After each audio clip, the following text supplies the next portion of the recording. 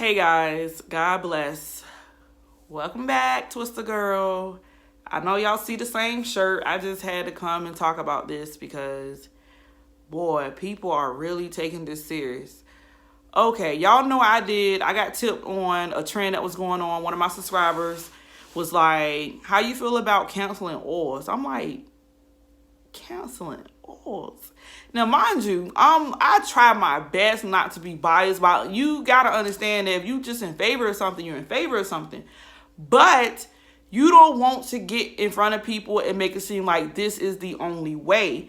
Because what happens is, as trends change and people change and products change, which I'm seeing a lot of in my favorite YouTubers, and I'm just like, it puts a nasty taste in your mouth and you don't want to really watch them like that because, wait a minute, sis, you was just hopping on rice water. Now rice water ain't it no more. You know what I'm saying? Like, I don't think nobody should be like, this is canceled per se. You know what I'm saying? And you may say, Shar, wait a minute, because you canceled Miel. And I did. And I said, you know what? I'm not comfortable showcasing her products on my channel anymore. But then I actually started doing, it triggered something in me. And it made me be a little more mature about my decisions when it comes to buying products and being influenced. So my motto became, okay, what is best for me? And let that showcase. But at the same time, let each and everybody know, you know what? Being natural is an experiment. It's a journey. Like, it doesn't just stop and pause at the whim of one product. Like, as long as the world keeps evolving and things keep changing, you're going to find new facts and new things about your hair and other products and things. And one minute you can be here, the next minute you can be there. But nobody should be coming at you sideways for that. Like I said, my issue is when you got a really big platform and your main thing is, I just want to keep being relevant so bad that I'm going to keep hopping on the very next thing, that's when it's a problem. Because while you may be secretly doing what you're doing to your hair, there may be somebody who's openly following your regimens to a T. And not to be like a copycat, but like out of somebody who just don't know.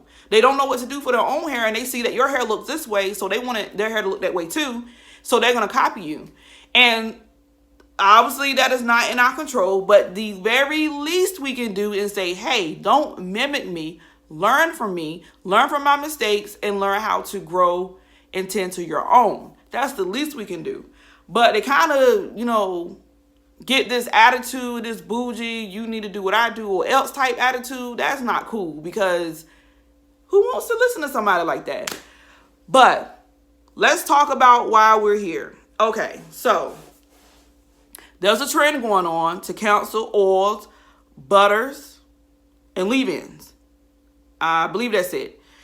Now, I'm going to be honest with y'all, and I told y'all this in my early videos, that when I was permed, when I was transitioning, Shar, 90% of that time did not use a leave-in. That's the honest God truth. Like, this was before a trend or anything. And I also mentioned to you guys that my hair didn't die. It didn't fall out.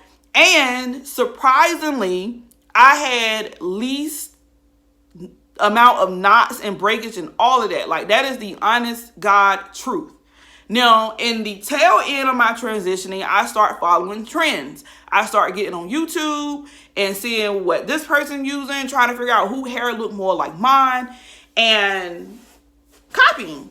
And guess what? And I won't even a subscriber fan type person like, oh, I'm just gonna follow you and do everything you do. I went straight to what I need, and it was best products for type 4B, 4C hair, kinky, curly. That's what I look for. So I literally stumbled across a bunch of them that had that hair looked like mine, wet and dry. Because that's another thing, y'all. Like, some of our hair can look exactly like when it's wet, but wet doesn't look like when it's dry. Okay? But anywho, I got my favorites and I start watching them on a regular. I'm like, oh, okay. And I did notice, for the most part, most of what they were showing me, I'm like, okay, that actually does work for me too. But I also found that, wait a minute, somebody got to be lying, because after a couple more uses of this product, it's not working the same, or I'm having bad experiences. But anywho, so most of the individuals I was following wasn't really like a you gotta have an oil type person. One of them, African Beauty Gang, she would promote Wild Growth Oil. She was like, that's the oil that she used almost 99.999% of the time. And I was like, okay, because I wasn't really a fan of Wild Growth. So I'm like, okay, I might buy it again. And I did.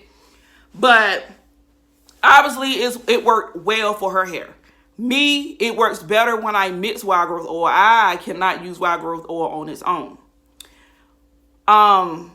But there was a lot of other products she put me on that worked for a while, like the Aussie Moist. I was so in love at first, but then the containers changed and it seemed like the product changed too. And I was like, I'm not feeling it no more. Like my hair started feeling some type of way. And that's not to say anything bad about her, because she was very adamant about these are things that works for her. Then I got into trying to experiment making my own oils, like with Curly Proverbs. And I was like, okay, I can get down with this because one, these are ingredients that I can see what they are and I can build based on what my hair likes. So I like, let's say if I like, grapeseed oil. My hair loves grapeseed oil. So I can say, okay, I can put maybe a third of grapeseed oil instead of like 1/10. Like, you just make it your own.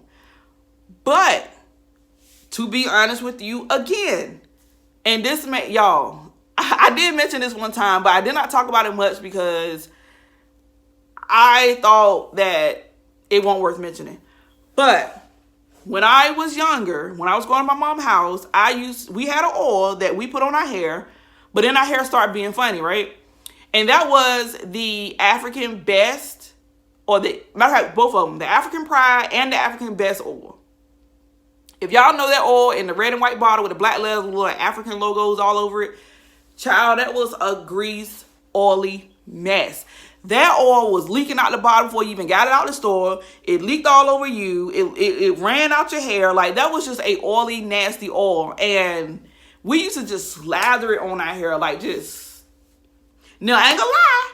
It helped with detangles and knots. Like, our hair was nice and straight and smooth. But again, we also was like in between perms. So I don't know about just let out using that oil right now. I've been looking at it like, Because now that you know better, how in the world can they actually pack real, organic, natural ingredients in a bottle for $2 and give you almost 1,000 ounces and it actually be good?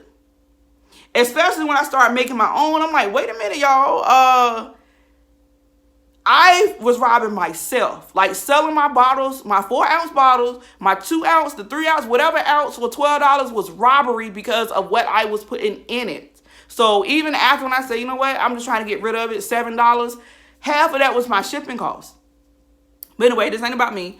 But knowing what I had to buy to put in there, like natural organic ingredients, there is a big difference. And I'll stand here until I'm blue in the face to tell you that there is a huge difference between organic and natural oils and some processed ran down water oils. I'm telling you, because I remember my experience then, and I can tell you about my experience now. It is not the same thing.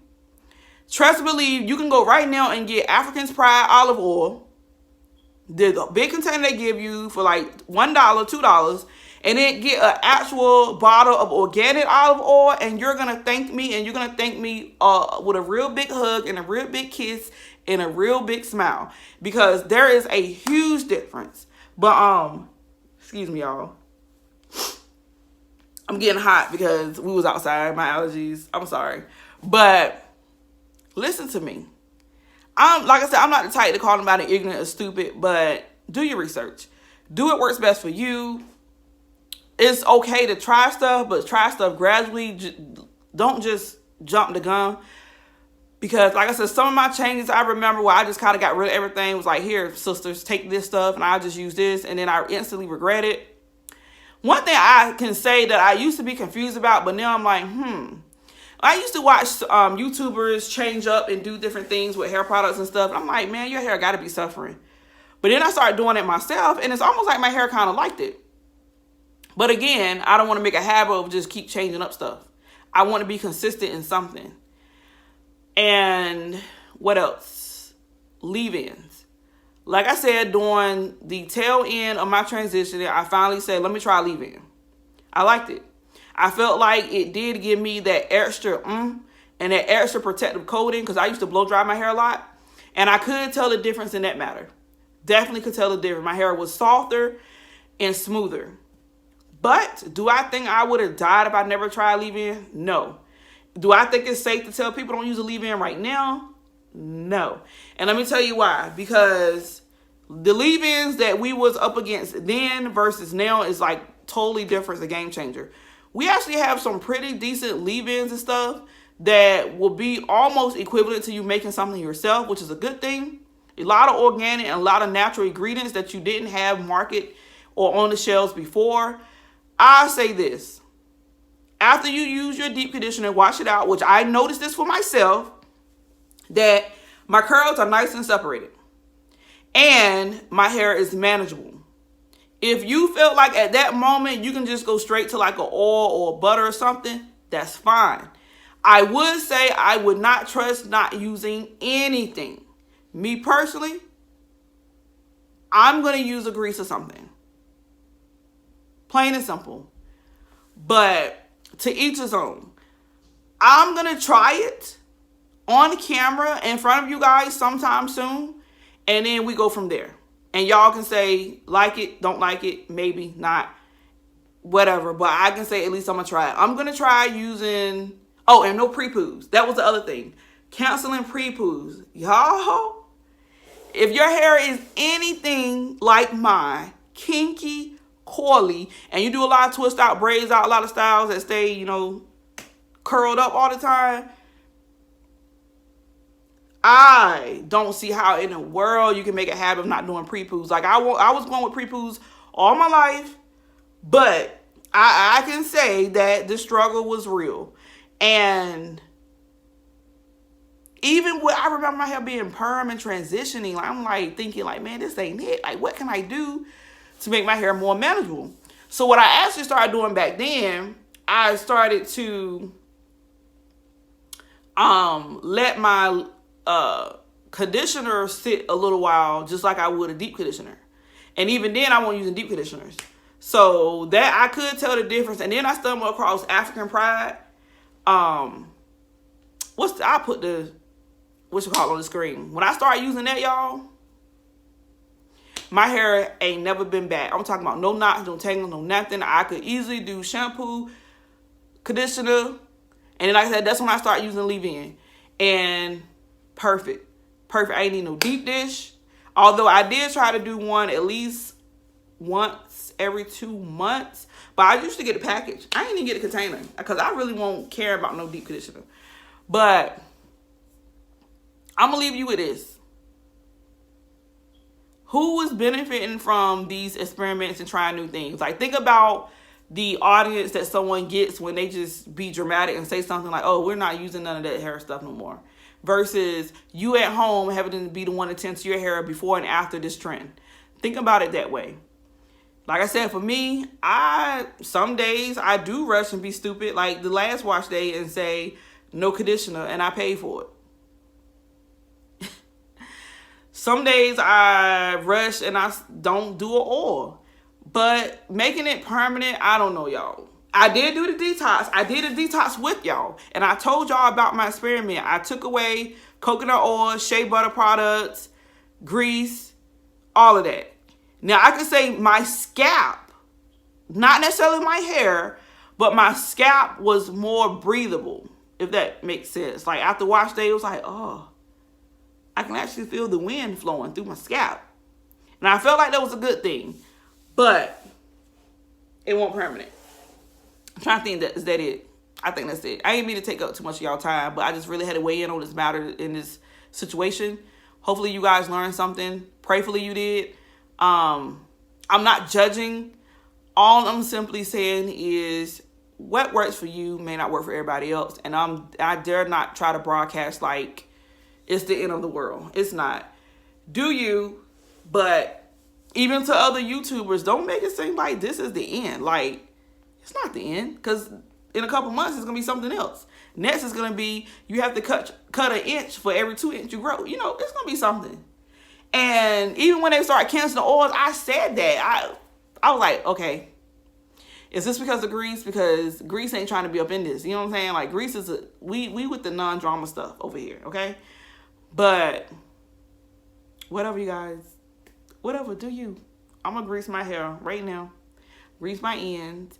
Maybe on camera, maybe not. Who knows? And I'm going to enjoy my products. I love you guys. God bless. Take care. Bye.